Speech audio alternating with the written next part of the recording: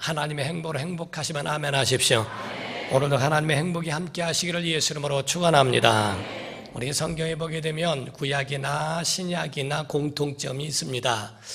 그 기도의 특권이라고 하는 것이 있는데, 하나님이 지금까지 주신 그 은혜 가운데에 구약이나 신약이나 함께하고 있는 은혜는 기도의 응답이라 하는 겁니다.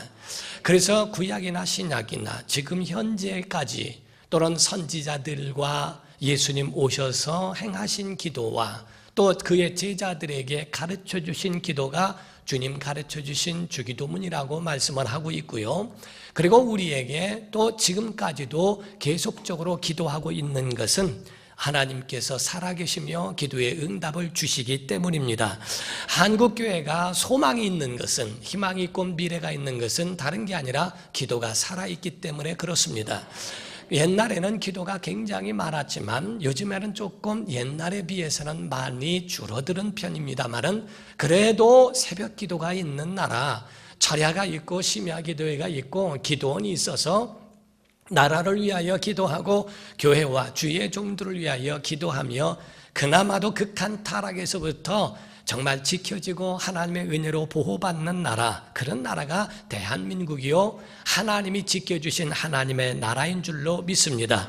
성도의 소원이 무엇일까? 목사의 소원이 있습니다. 그리고 정말 목사이지만 부모로서의 소원이 하나 있다면, 많은 소원 가운데에 만약에 자녀들에게 소원을 가지고 있다면 다른 것이 아니라 너는 일평생 하나님 사랑하고 하나님의 계명을 지켜 행하며 그리고 일평생 하나님 앞에 기도하여 하나님의 도움을 받으라 라고 하는 겁니다.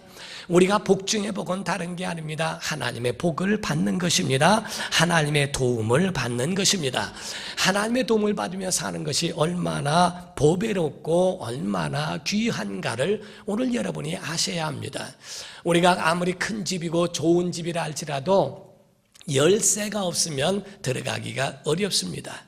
그러나 열쇠가 있으면 큰 대문이든 어떤 대문이든 두려워하지 않습니다. 그 문을 열고 들어갈 수 있는 것처럼 하늘에 하늘 보물창고가 그렇게 널려 있고 그 가운데 우리의 기도의 응답이 그렇게 많이 있다 할지라도 기도하지 않으면 그 열쇠로 사용하지 않으면 그 문이 열리지 않는 것처럼 하늘에 있는 그러한 아무리 많은 기도의 응답도 구하지 않으면 우리의 것이 될 수 없다는 것은 성경이 우리에게 말씀하고 있는 진리와 같습니다. 마태복음 7장 7절과 8절을 보게 되면 구하라, 가만히 있으면 된다고 말하지 않습니다. 구하라, 그리하면 너희에게 주실 것이요, 찾으라, 그리하면 찾아낼 것이요, 문을 두드리라, 그리하면 너희에게 열릴 것이니 구하는 이마다 받을 것이요, 찾는 이는 찾아낼 것이요, 두드리는 이에게는 열릴 것이니라 라고 말씀을 했어요. 이와 같이 우리에게도 정말 구하는 자들에게 하나님이 구하게 하시고 찾는 자들에게 찾게 하시며 문을 두드리는 자에게 열릴 줄로 믿습니다. 이와 같이 기도의 능력은 옛날이나 지금이나 현재도 하나님은 영원하시기 때문에 그 약속이 철회된 일이 없기 때문에 하나님은 우리에게 이와 같이 그 약속을 유효하게 하셨다 하는 겁니다. 그러므로 여러분이 부족하고 연약할 때 하나님 앞에 구하세요. 야고보서 1장 5절을 보게 되면 말씀하기를 너희 중에 누구든지 지혜가 부족하거든 모든 사람에게 후히 주시고 꾸짖지 아니하시는 하나님께 구하라, 그리하면 주시리라, 이렇게 되어 있어요. 우리가 하나님 앞에 구하면 우리를 야단치고 시시거나 꾸짖지 아니하시고 후히 주시고 꾸짖지 아니하시는 하나님께 구하면 주시리라고 말씀하셨어요. IQ가 문제가 아닙니다. 하나님을 사랑하고 그 계명을 지키며 말씀을 묵상하고 그 말씀을 우리 입에 있게 하고 기도하는 사람들, 하나님의 도움을 구하는 사람들에게는 IQ도 높아질 수 있도록 하나님이 지혜를 주신다는 것이고요. EQ뿐만 아니라 다른 것들도 하나님이 그들에게 전 세계에 뛰어나도록 하나님의 지혜를 넘치도록 후히 베풀어 주신다라고 약속을 하셨습니다. 어리석은 사람은 기도하지 않는 사람입니다. 하나님의 도움이 필요 없다는 거지요. 하나님의 도움이 절실하다면 왜 기도하지 않겠습니까? 기도하지 않는 나라는 자체가 불신앙이요. 왜? 하나님 살아계심을 믿는 것이 마음에 막연하니까 기도 없이 사는 겁니다. 어리석은 사람은 하나님의 도움이 필요 없는 사람입니다. 하나님의 도움을 받아야 될 것이 이같이 널려 있는데도 기도하지 않는 것은 바로 어리석기 때문에, 또는 하나님의 도움 없이도 살아갈 수 있다고 하는 자기의 교만 때문입니다. 그러나 참 지혜로운 사람은 자기의 연약할지라도 연약함을 고백하고 하나님의 지혜로 채우기를 원하며 하나님의 도우심으로 살아가려고 몸부림치는 사람들, 이런 사람들은 성경이 우리에게 말씀할 때 똑똑하나 자기를 의지하는 사람과 부족하나 하나님을 의지하는 사람, 정말 하나님을 의지하는 사람이 지혜로운 자라고 성경에 증거하고 있습니다.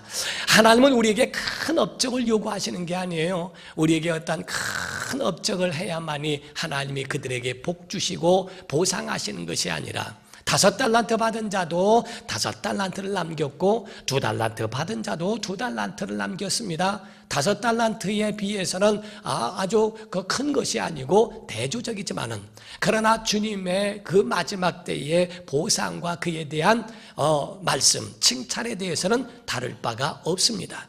5달란트 받은 자에게도 잘했다, 착하고 충성된 종아, 내 주인의 즐거움에 참여할지어다. 2달란트 받았던 자가 남긴 자에 대해서도 잘했다, 착하고 충성된 종아, 너희가 이렇게 하였으니 바로 주인의 즐거움에 참여하라고 똑같이 말합니다.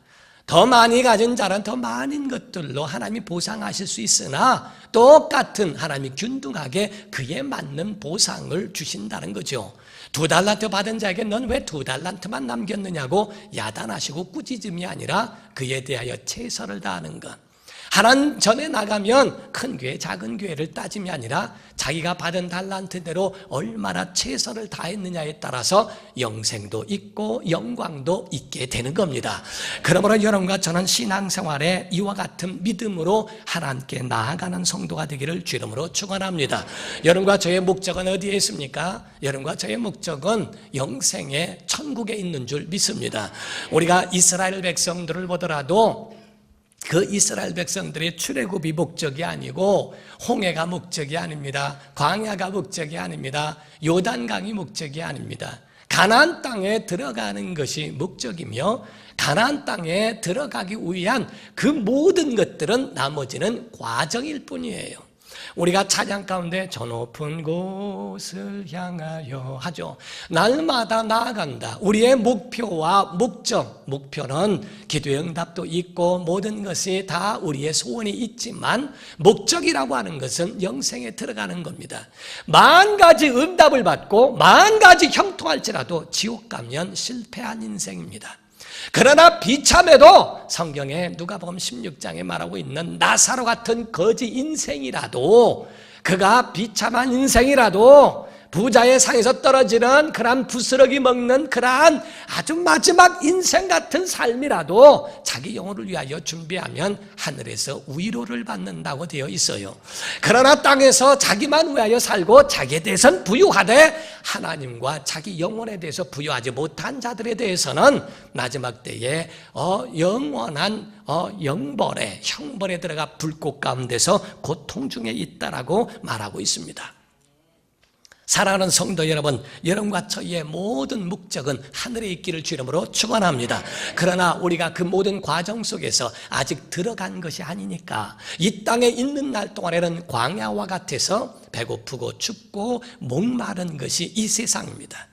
그래서 이 세상에서는 하나님의 도움이 절실합니다. 하나님의 도움이 없으면 살아나갈 수 없는 것이 우리 인생입니다. 눈이 있어도 빛이 없으면 소용이 없고 빛이 있어도 눈이 없으면 소용이 없는 것처럼 우리가 아무리 열심히 할지라도 하나님이 돕지 아니하시면 아무 소용이 없습니다. 집을 세우는 자가 하나님이 함께하지 않으면 집 짓는 자의 수고가 헛되고, 그리고 파수꾼의 겸손함도 하나님이 지키지 않으면 다 헛되다라고 말씀하죠. 아침에 일찍 일어나고 늦게 누우며 수고의 떡을 먹어봐야 하나님이 주시는 복 안에 있어야 그 복을 누리는 것이지, 하나님과 동떨어져서는 아무것도 그에게 해당될 수 없다는 것을 증거하고 있습니다.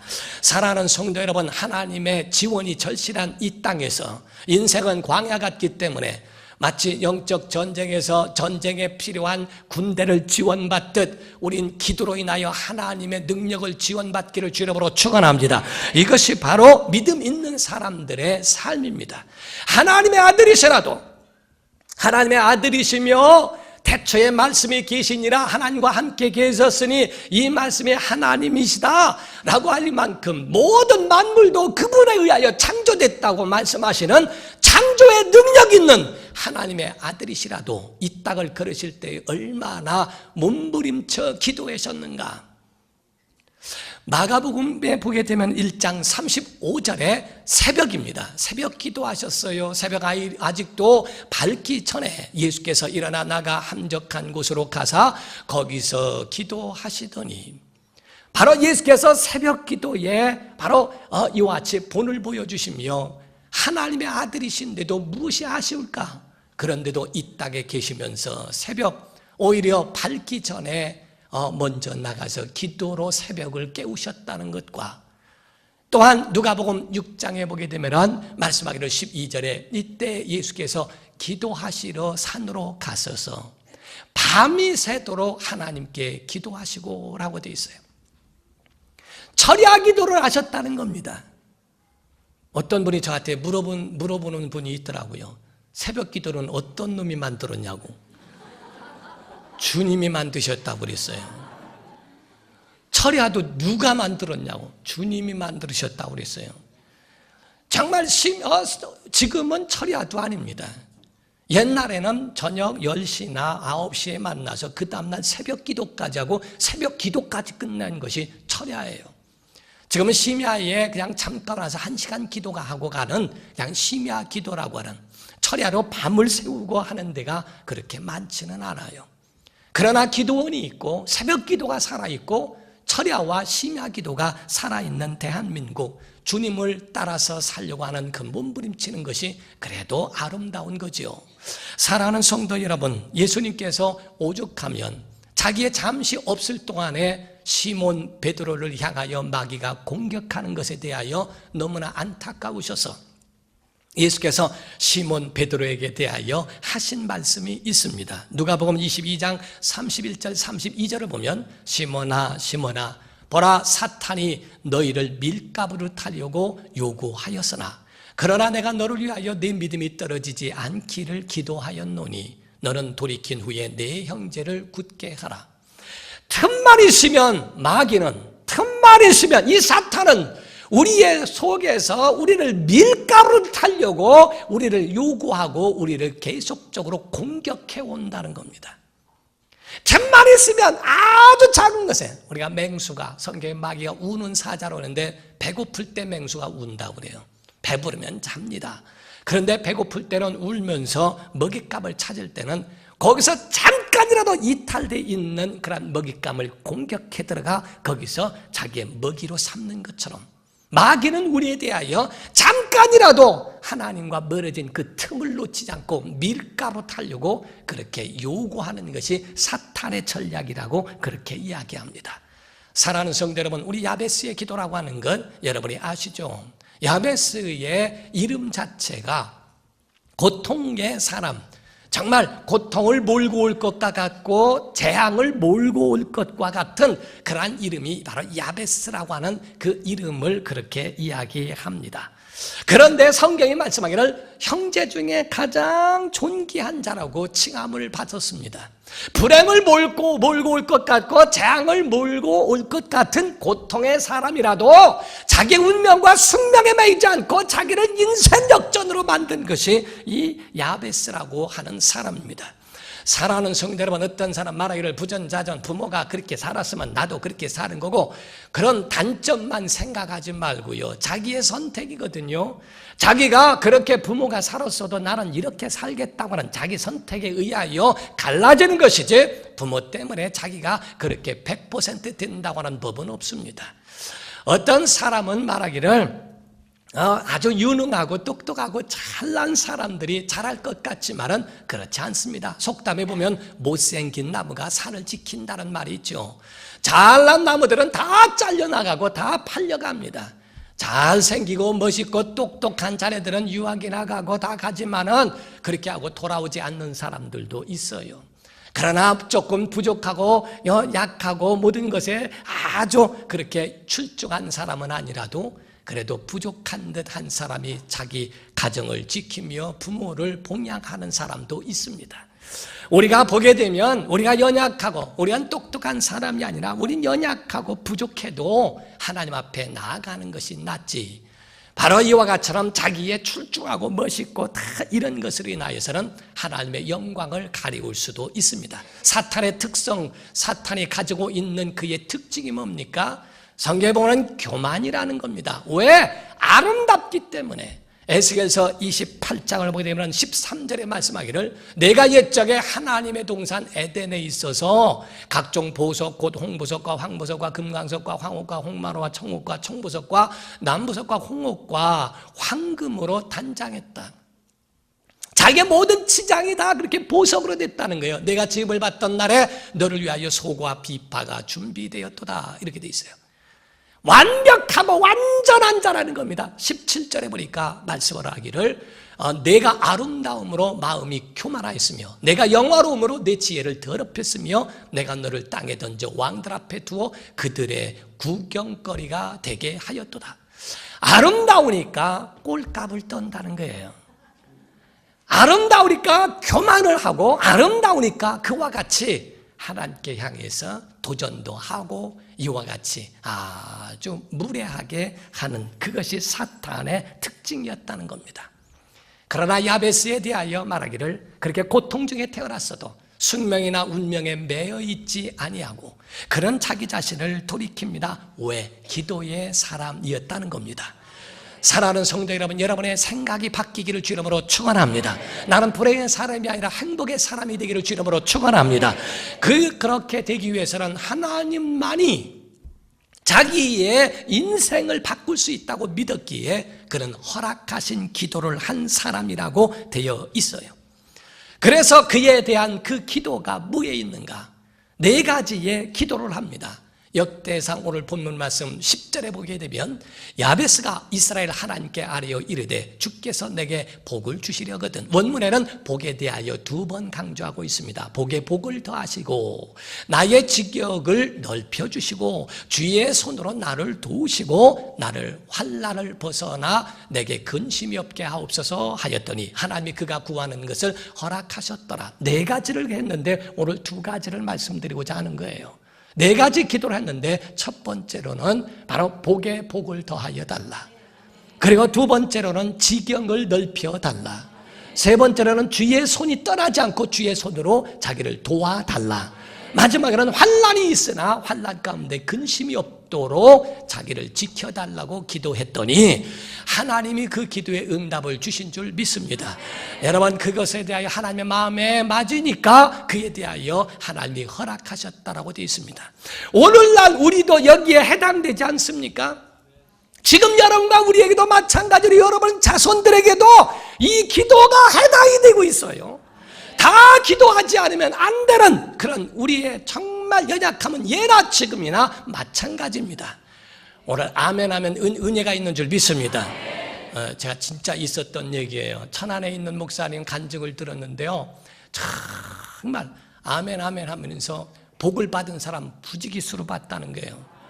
한 번은 임신이 안 되는 며느리가 있어서 왔는데 그 시어머니가 며느리를 데리고 와서 기도하자고, 목사님 기도해 달라고. 뭐냐 그랬더니 임신을 위해서 기도해 달라고. 그래가지고 했는데 이 며느리는 기도하는데 이 별로 이렇게 시큰둥해요. 예수 믿는 게 별로 없으니까 그냥 시어머니가 하라니까 그냥 하고 있는데, 기도를 하는데 옆에서 시어머니가 아멘을 얼마나 많이 하던지 3개월 뒤에 시어머니가 애를 배가지고,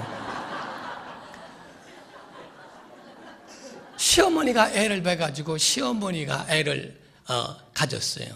그러고 나니까 며느리가 거기에 충격을 받아가지고요, 기도하니까 되는 거라 해서 그때부터 아멘 아멘 했더니 며느리도 애를 가졌다는 거예요. 그래가지고 둘이 애를 같이 낳은 거예요 이게. 그런데 며느리가 시어머니 애까지 다 같이 보게 생겼다는 거예요. 그래서 아유 아멘을 빨리 할 걸, 빨리 했으면 우리 애나 키울 텐데 하면서 우스갯소리 하는 적을 봤어요. 천안에 있는 얘기야. 사랑하는 성도 여러분, 우리 복에 복을 더하시는 하나님 의지하기를 주 이름으로 축원합니다. 그리고 여러분 지경이 넓어지는 은혜가 있기를 주 이름으로 축원합니다. 여기서 복에 복을 더한다고 하는 것은 플러스 인생이라 하는 뜻이에요. 요셉이란 말은요, 더하기라는 뜻입니다. 더함이라는 의미예요. 그래서 요셉의 인생은 하나님이 그에 대하여 더하는 은혜를 주셨어요. 빼기 인생이 아니라 더하기 인생. 하나님이 그에 대하여 주시는 그 은혜가 얼마나 큰지 여러분 정말 지금부터 아멘 좀 해보세요. 복 중에 복은 예수 믿는 복인 줄 믿습니다. 복의 복은 천국 가는 건 줄 믿습니다. 정말 이와 같은 복이 있는데 하나님이 거기다가 그것으로 끝! 하고 끝난 게 아니고, 야 너만 위해서 기도하고 그것으로 끝나면 됐지 라고 거기에 왜 욕심이 많아? 왜 이렇게 복받기를 자꾸 원해? 하고 하나님이 그에 대해서 꾸짖거나 막으심이 아니라 더하기 인생, 여러분들에 대하여 하나님이 구원만 주신 게 아니라 은혜도 더하시고 능력도 더하시고 은사도 더하시고 복도 더하시고 형통도 더하시고 응답도 더하여 주신다 이 말이에요. 이게 바로 플러스 인생이라는 겁니다. 우리가 가지고 있는 믿음의 사람들이 가져야 할 아주 기본적인 것이 깔려 있어야 될 신앙은 복의 종착지가 아니라 복의 통로가 되게 하라 하는 겁니다. 우리가 복을 받아 나만 먹고 마는 그런 끝나버리는 좁아진 인생이 아니고 내가 받은 은혜를 나누라. 나누면 하나님이 더 큰 것으로 역사해 주실 것이다 라고 하는 하나님의 약속을 우리가 믿는 것인데, 복에 복을 더하는 것, 오늘날 복을 구하면 잘못된 것이고 기복신앙으로 비판받는 경우들이 없지 않아 있지만은 그렇지 않습니다. 하나님은 작은 복으로 만족하라 하심이 아니라 하나님은 더 풍성한 은혜를 말씀하는 거예요. 요한복음 10장 10절에 말씀을 합니다. 도둑이 오는 것은 도둑질하고 죽이고 멸망시키는 것뿐이요, 예수께서 내가 온 것은 양으로 생명만 주는 게 아니고 생명을 얻게 하고 더 풍성히 얻게 한다.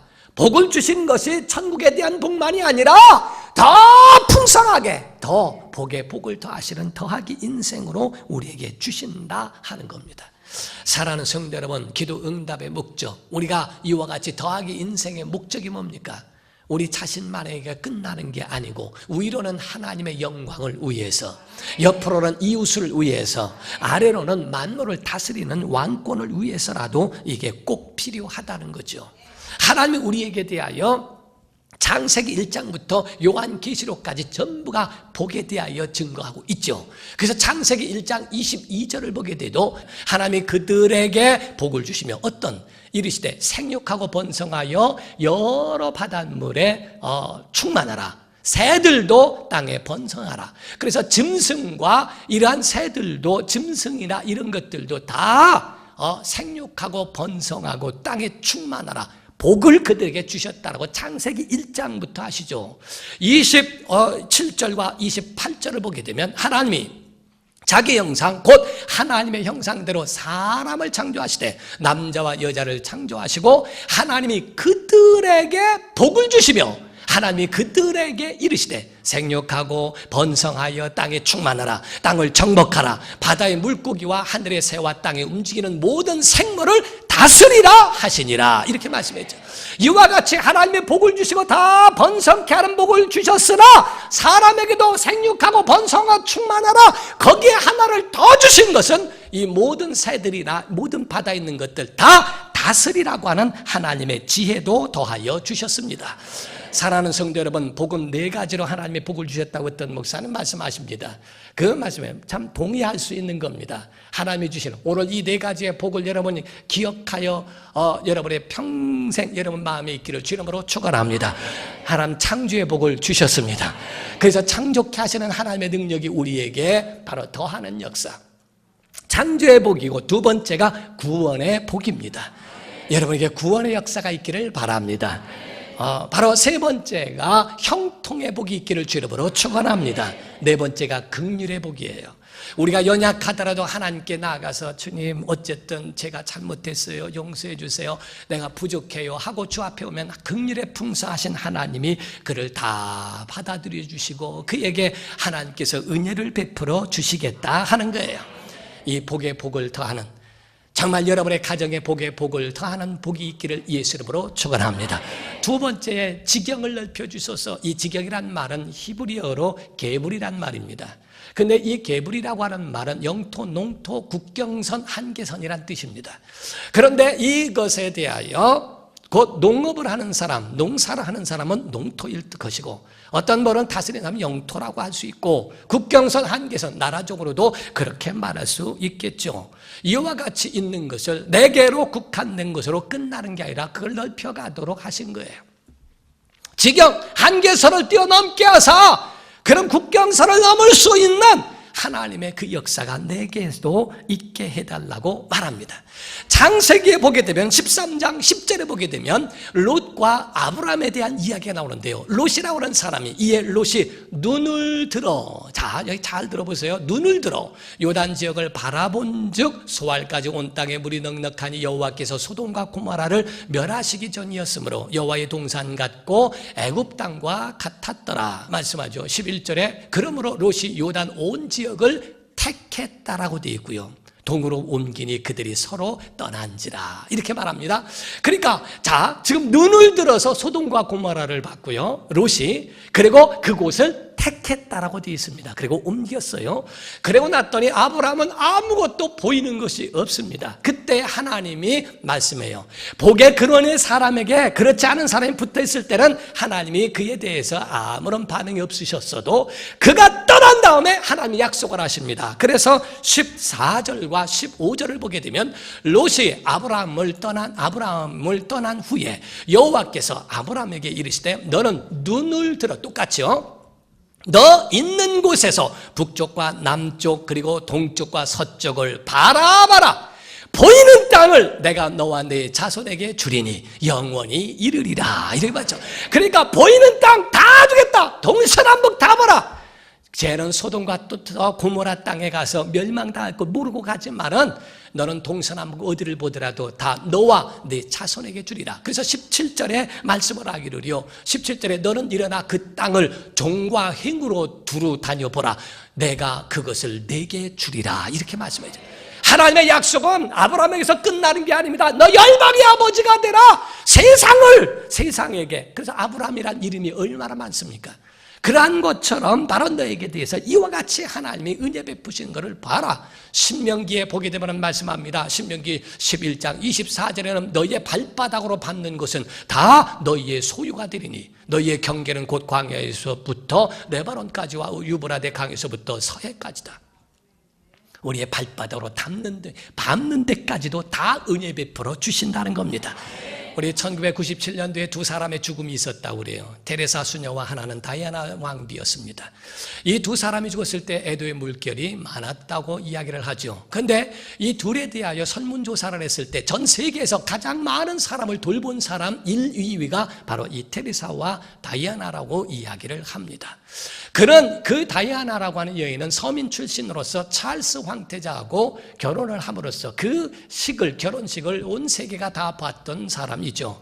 그러나 서민 출신의 사람은 그 왕궁이나 이런 삶이 그에게는 적응이 되지 않기 때문에 그에 대해서 너무 힘들어하는 것을 서민들에게 눈을 돌려 그들을 에이즈로 고생하는 사람, 나병 환자들, 지뢰에 의하여 사고당한 사람 이런 것에 대하여 모금운동을 하고 그들을 돌봐주는 사람이 되었어요. 그가 죽은 다음에도 전 세계 사람이 그에 대하여 눈물을 흘려가면서도 하는 그의 지경이 넓어진 사람이 있죠. 찰스 황태자는 뭐 한 거예요? 가지고 있는 자기의 지경에 대하여 바라보고 있을까? 그의 영향력이 과연 그에 대해서 바라보고 있을까? 믿음의 사람에 대해서는 에벤에셀의 복과 같이, 에벤에셀, 여러분 다윗이라는 사람이 복 있는 사람이라고 하는 이야기를 하는 것은 목동으로서 있었던 사람이 유대의 왕이 됩니다. 이스라엘의 왕이 됩니다. 여호수아 때 가나안 땅에 들어가 요단강을 건너 가나안 땅에 들어가 정복했지만 다 정복할 수 없었어요. 그러나 정복할 수 없었고 끝나버렸고 사사기의 때는 아예 도로 뺏기기도 하고 별일이 다 있었습니다. 다윗 때에 가서 거의 다 점령을 합니다. 다윗 때에 가서 하나님이 지경을 넓혀주시기 시작했다. 사랑하는 성도 여러분, 우린 하나님의 은혜가 우리 안에 이와 같이 에벤에셀의 복이 있기를 주 이름으로 축원합니다. 에벤에셀은 세 가지의 복이에요. 첫 번째, 대적이 올 수 없도록 하나님이 보호하셨다는 것과, 두 번째로 모든 것들을 다시 회복하게 하셨다는 것과, 그리고 세 번째로는 바로 하나님께서 이와 같은 모든 것들에 의해 평화를 주셨다고 이야기합니다. 여러분과 저에게는 복의 종착이 아니라 복의 통로가 되어서 복의 복을 많이 소유할 수 있는 성도가 되시고, 그리고 지경을 넓혀서 정말 하나님이 쓰시는 믿음의 사람으로 세워가기를 예수 이름으로 축원합니다. 기도하겠습니다. 이 시간에 다 같이 통성으로 기도할 때, 하나님, 나와 내 가정에 복의 복을 더하시고 지경이 넓어지기를 원합니다. 절실하게 구하보세요. 절실하게 한번 하나님의 도움을 구해보세요. 하나님이 도와주시도록 주님 역사하여 주시옵소서. 다 같이 통성으로 기도하시겠습니다. 살아계신 아버지 하나님, 오늘도 하나님의 전에 나와 간구합니다. 기도합니다. 복의 복을 더하여 주시고 은혜를 더하여 주시옵소서. 하나님의 생명이 있기를 원합니다. 은혜가 넘치기를 원합니다. 주의 복이 충만하게 하여 주옵소서.